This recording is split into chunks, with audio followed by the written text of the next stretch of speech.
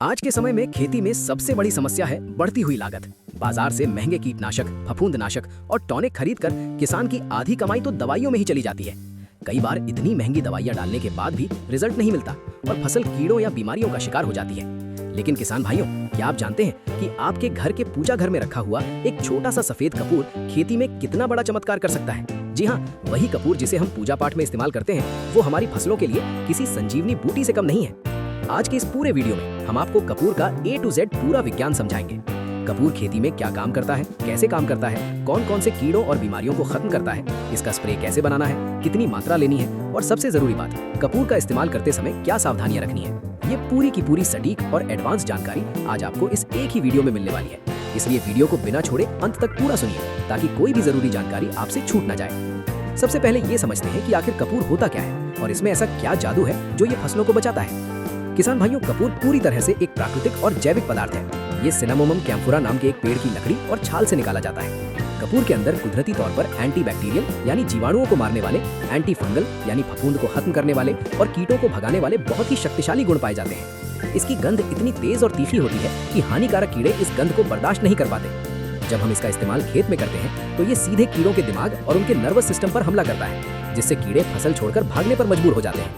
अब बात करते हैं कि कपूर हमारी फसलों में कौन कौन से कमाल करता है और किन बीमारियों का जड़ से सफाया करता है। इसका सबसे पहला और सबसे बड़ा काम है रस चूसक कीड़ों का खात्मा करना। किसान भाइयों, हमारी फसलों के सबसे बड़े दुश्मन रस चूसने वाले कीड़े होते हैं। सफेद मक्खी, हरा तेला, माहू, थ्रिप्स और माइट्स जैसे कीड़े पत्तों के नीचे छिपकर बैठते हैं और पौधे का पूरा रस चूस लेते हैं। इससे पत्ते सिकुड़ जाते हैं और पौधे की ग्रोथ पूरी तरह से रुक जाती है। जब हम अपनी फसल पर कपूर के घोल का स्प्रे करते हैं तो कपूर की तेज गंध पूरे खेत में फैल जाती है। इस गंध की वजह से इन कीड़ों का दम घुटने लगता है। कपूर की गंध से कीड़े सांस नहीं ले पाते और या तो तुरंत मर जाते हैं या फिर खेत छोड़कर भाग जाते हैं। इसका असर खेत में कई दिनों तक बना रहता है, जिससे बाहर से भी कोई नया कीड़ा खेत के अंदर नहीं आ पाता है। कपूर का दूसरा सबसे बड़ा फायदा है इल्लियों और सुंडी पर जबरदस्त कंट्रोल।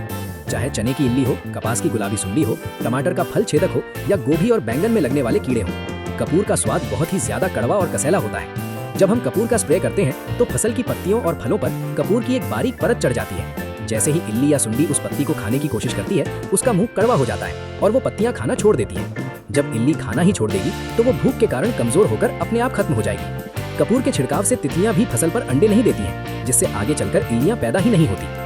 कपूर का तीसरा कमाल है फंगस यानी फफूंद की रोकथाम। मिट्टी में कई बार हानिकारक फंगस पैदा हो जाती है जो जड़ों को सड़ा देती है। इसे हम जड़ गलन या रूट रॉट कहते हैं। इसके अलावा पत्तों पर भी कई तरह के फंगस वाले रोग आते हैं, जैसे कि ब्लाइट, पाउडरी मिल्ड्यू और डाउनी मिल्ड्यू। कपूर एक बहुत ही शानदार प्राकृतिक फफूंदनाशक है। जब हम कपूर को मिट्टी में देते हैं तो ये मिट्टी में मौजूद खराब फंगस को वहीं मार गिराता है और पौधे की जड़ों को एक सुरक्षा कवच देता है। पत्तों पर स्प्रे करने से ये फंगस के बीजाणुओं को फैलने से रोकता है। इसका चौथा बड़ा फायदा है दीमक और चींटियों से छुटकारा दिलाना।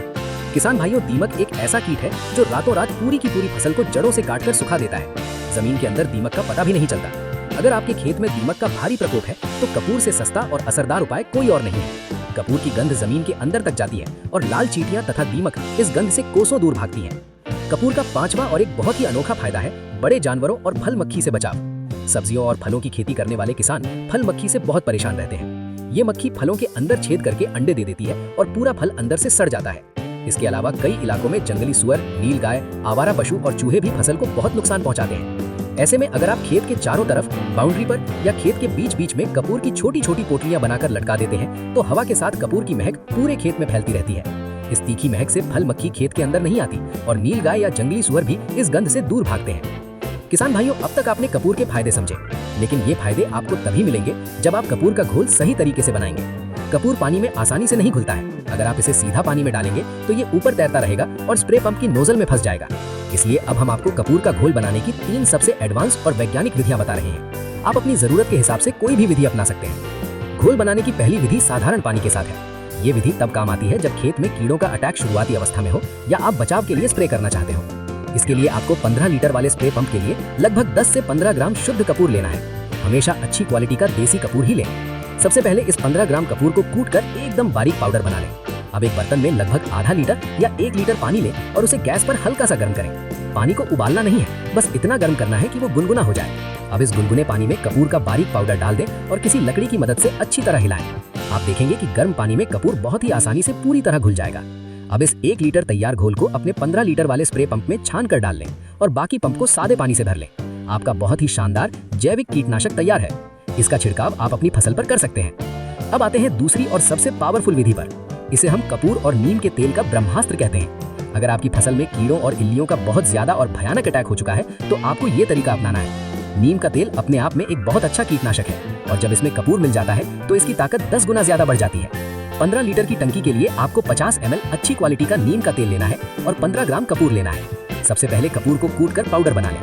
अब इस पाउडर को सीधे नीम के तेल के अंदर डाल दें। आपको पानी का इस्तेमाल नहीं करना है। कपूर नीम के तेल में बहुत ही जल्दी और पूरी तरह से घुल जाता है। इसे 10 मिनट के लिए ऐसे ही छोड़ दें। इसके बाद जब आप इस तेल को 15 लीटर पानी में मिलाएंगे तो तेल पानी के ऊपर तैरने लगेगा।